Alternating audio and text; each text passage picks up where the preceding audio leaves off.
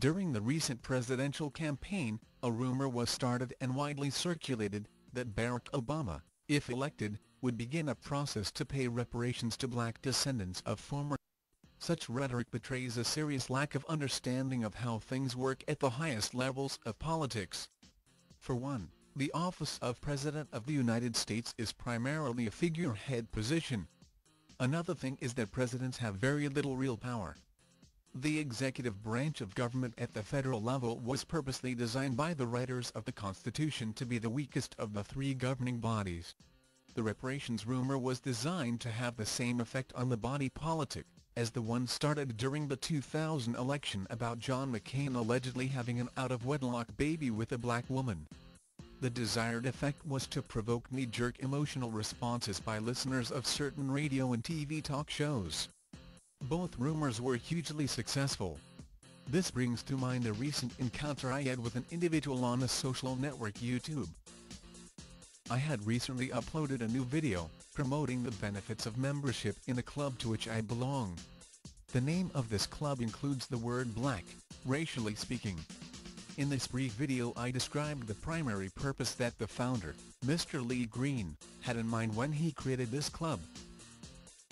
One individual, a young white male, decided to comment on the video.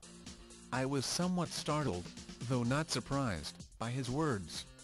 From the tone of his comments you would have thought that he had caught me abusing his child. His words expressed anger, contempt and a total mischaracterization of my video presentation and my descriptions of the primary intended beneficiaries. Using run-on broken sentences that expressed no real thoughts or coherence, he presented the most perfect textbook examples of what the word non sequitur means that I have ever encountered. I long ago created a word to describe this Rush Limbaugh-like behavior. It is called egotionalism, an unstable and irrational mental state characterized by knee-jerk responses rooted in ego and emotion, which is basically ignorance on steroids. In my interactions with people over my lifetime, I have reached the conclusion that you can evoke egotionalism in both black and white people fairly easily. For most black people, just start a discussion about religion. For most whites, just mention the word reparations. I tried to engage my YouTube video critic in meaningful dialogue, but he continued to remain egotional, unable to get past his deeply rooted convictions and false and misguided beliefs about black people. As an example of what egotionalism is, allow me to cite another textbook example. I live in South Carolina and from time to time, the issue of seceding from the Union again arises on local talk shows and in local newspapers. The prevailing position of most whites is that South Carolina originally seceded from the Union over the issue of something that is called states' rights. This position is supported by quoting book, chapter and verse from the U.S. Constitution outlining the valid, that is constitutional reasons and process, for breaking away from the United States. What I find most confusing however, is that no one seems to be able to explain precisely which particular state right was being violated to such an extent that it necessitated legal and permanent separation. When the question which state right was violated is posed, the answer, in one form or another, is always the right of a state to secede. Can you say non sequitur? Lots of airtime and newsprint is expended exercising this circular argument. The reparations question was put to an elected official recently on a C-SPAN program. Republican Mike Pence, RN, was asked if he was in favor of reparations for descendants of former enslaved Africans. Mr. Pence took a most unique tack with his response. He replied, and I paraphrase, that no reparations were necessary because all due payments were already made by the fact that more than 600,000 American lives were sacrificed to end slavery and advance the cause of blacks in America. Whoa, Brother Pence! Are you telling me that the Civil War was fought over the issue of slavery? Not something called states' rights?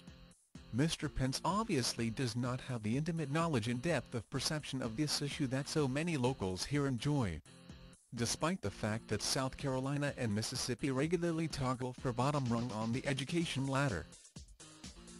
Now, I am not the brightest bulb in the ceiling, but it seems to me that Mr. Pence hit the nail on the head with this answer.